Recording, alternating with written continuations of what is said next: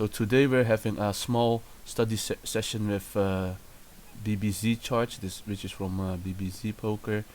Here you can see pre-flop opening ranges and what to do if you get 3-bet or if they 4-bet you. So let's see if we can correct some mistakes here. The first hand is 7-6 suited from the cutoff.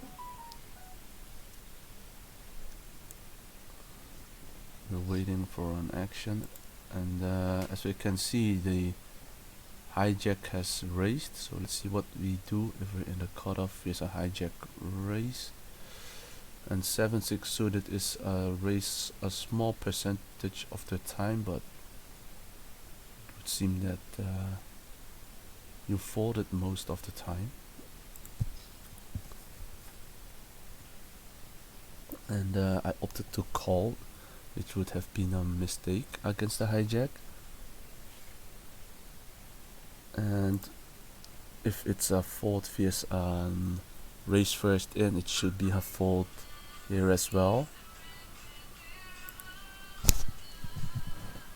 And let's see if he has, I guess, let's see, if we get 4-bet we would have called, but it would have been against the hijack. But since it's 4-bet from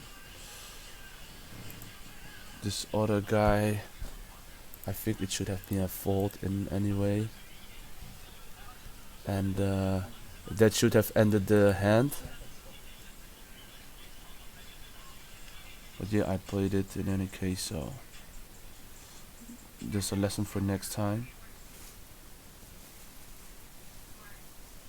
And we flop top pair with an open-ended straight draw, so I definitely think we can continue here. We could have 3-bet with an ace king, ace queen, ace jack, maybe a suited hand, suited broadways, maybe a pocket pair, and in any case, even if he has an overpair, we still have some decent outs. So I decide to call here.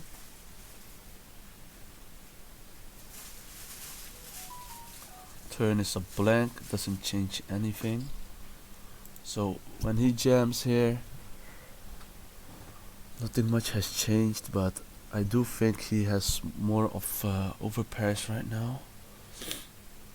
Maybe his flush draw still continues, so mostly flush draws and overpairs. I think I don't think ace queen would continue here, so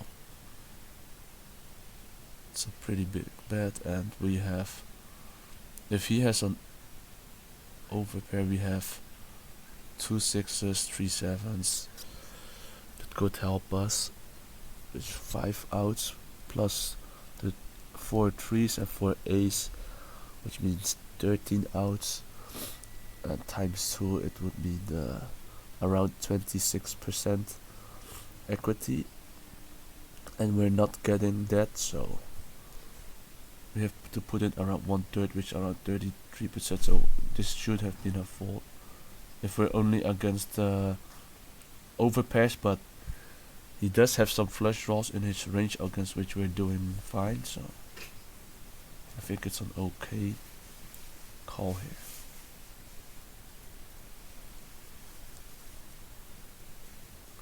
So I do think a bit and I decide to call, and he does have an over even less good here, probably because he blocks with the 4s there, so the 7s don't even count. Yeah.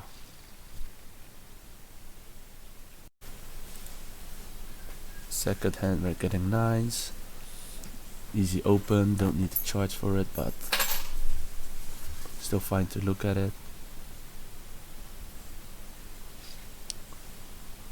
The open, obviously get 3-bet by the button, so let's take a look. 9s is a call and a fold about half of the time, or slightly more fold.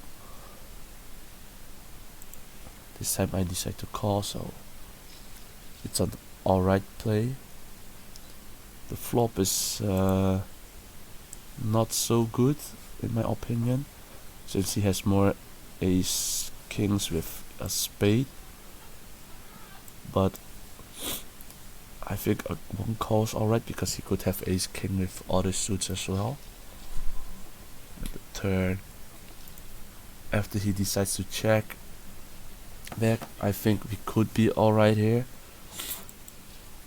And I decide to check and call as well. If the, I mean, he doesn't have to have a spade here, but when he sizes up, looking back now, I do think he has a ace or king of spades, because if he had didn't have an spade, he could either check back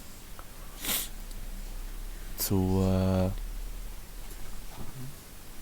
hope either I don't have a spade, or, well, basically this bet he either has the stronger flush, or he does, or he has nothing.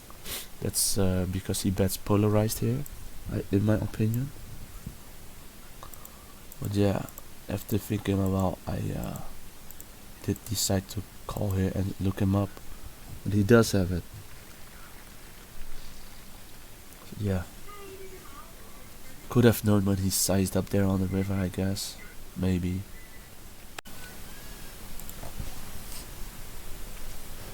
Queens, obvious, they were not going away yet. Button, RFI, obviously an open.